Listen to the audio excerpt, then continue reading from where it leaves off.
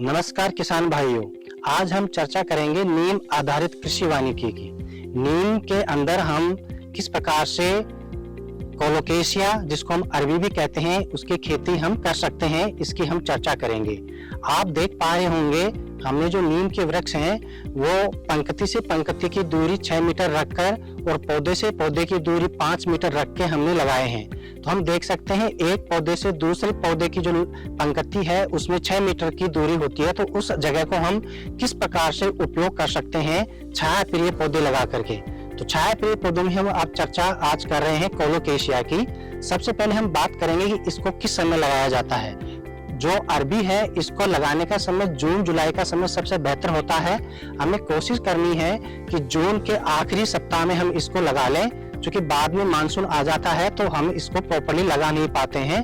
तो जून का महीना ही सबसे बेहतर होता है, आखिर में हमें इसको लगा लेना चाहिए। जो खेत की हम तैयारी की जो बात कर रहे हैं कोलोकेशिया के लिए, वो खेत की तैयारी हमें गहरी जुताई करनी है और इसके साथ में जो रिज और फरो बनाएंगे, जो मेड़ हम बनाएंगे कोलोकेशिया अरबी को लगाने के लिए, वो 45 से 50 सेंटीमीटर की दूरी पे हमें मेड़ बनानी है और उन मेड़ पे ही हमें उस अरबी को हमें लगाना है। अरबी का जो बीज दर है वो आपको हम ये कहेंगे 800 किलोग्राम प्रति हेक्टेयर के हिसाब से हमें लगाना है। ऐसे हम देखें तो एक जो कोरमेल होता है जिसको हम लगाते हैं बीज के रूप में, उसका वजन 20 से 25 ग्राम होना चाहिए और उसको हमें लगाना है 10 सेंटीमीटर, 5 से 10 सेंटीमीटर की दूरी पे। एक कोरमेल से दूसरे कोरमेल की दूरी होनी चाहिए। इस प्रकार से हम टोटल जब हम बात करेंगे तो 800 किलोग्राम प्रति हेक्टेयर के हिसाब से इसकी बीज दर हो जाएगी।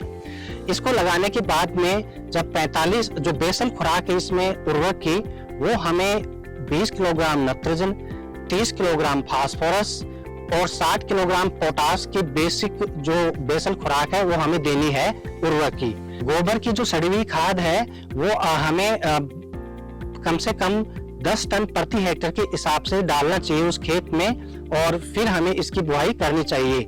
तो इस प्रकार से हम देखेंगे जो गोबर की सड़ी हुई खाद है वो 10 टन प्रति हेक्टेयर और 20 किलोग्राम नाइट्रोजन, 30 किलोग्राम फास्फोरस और 60 किलोग्राम पोटास की है जो बेसल खुराक के रूप में हमें शुरू में ही अपने कोलोकेशिया अरबी को हमें देना है।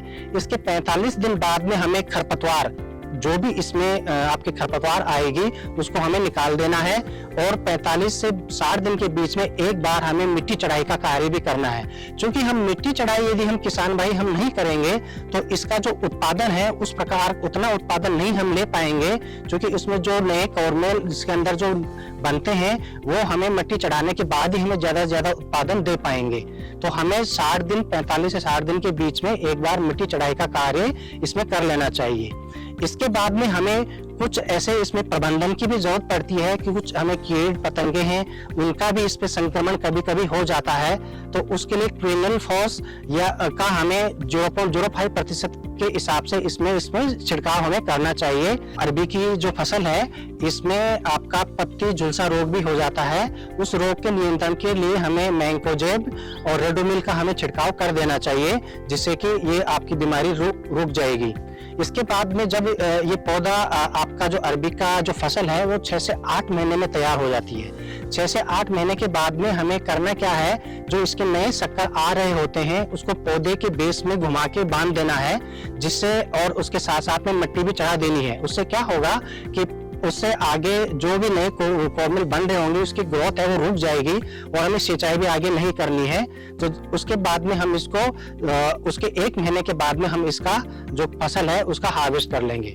इस फसल की जब हम कटाई करेंगे या इसमें से जब हम निकाल के इसके जो कंद को निकालेंगे, उसका जो उपज है वो कम से कम हम बुंदेलखंड को देखते हुए, यहाँ की जमीन जलवायु को देखते हुए 8 से 10 टन प्रति हेक्टेयर के हिसाब से इसका उत्पादन हो जाएगा।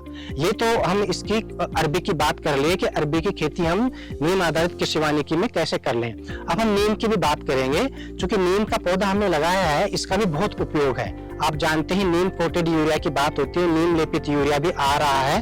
तो इसकी जो निम्बोली होती है और इसकी जो पत्तियां होती है, इसमें इजेड्रिक्टिन नाम का एक केमिकल होता है, वो आपका रसायन निकलता है और उसी से हम उसको नीम यूरिया को लेपित करते हैं। इसके अलावा इसको बहुत सारी कॉस्मेटिक इंडस्ट्री है और इंसेक्टिसाइड इंडस्ट्री है, उनमें भी इसका उपयोग होता है, वहां भी इसका हम सप्लाई कर सकते हैं। और साथ ही साथ में इससे जो आपका पौधा है 15 से 20 साल की उम्र में जब तैयार हो जाएगा तो अच्छा खासा इससे लकड़ी है फर्नीचर के लिए भी काम के लिए तैयार हो जाएगी। और एक जो नीम का पौधा है, हम 1 हेक्टेयर की बात करें तो हमने जो जिस प्रकार से हमने लगा रखा है 6 बाई 5 की दूरी पे 30, तो इसमें लगभग 400 पौधे, हम 433 पौधे हम प्रति हेक्टेयर के हिसाब से इसमें हो जाएंगे। तो ये पौधे हैं, उस एक मुश्त इनकम जब भी आपको जरूरत है उस हिसाब से इसकी कटाई करके आप ले सकते हैं। तो इस प्रकार से जो इसकी जो पत्तियां गिरती हैं उससे आपके जो मृदा का जो उर्वरा शक्ति है उसका भी बहुत ज्यादा उसमें बढ़ाव होता है।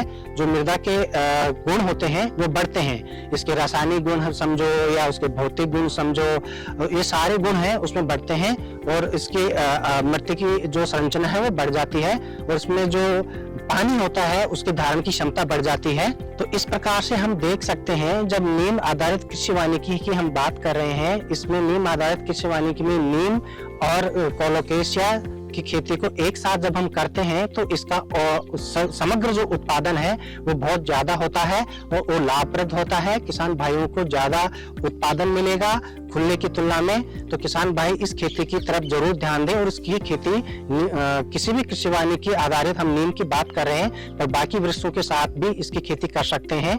इसके अलावा दूसरे भी जो आपकी फसलें हैं जैसे कि अदरक है आपके, इसके अलावा आपके टर्मेरिक है, इसकी खेती भी हम इसमें नीम आधारित कृषि वानिकी में कर सकते हैं। बहुत बहुत धन्यवाद।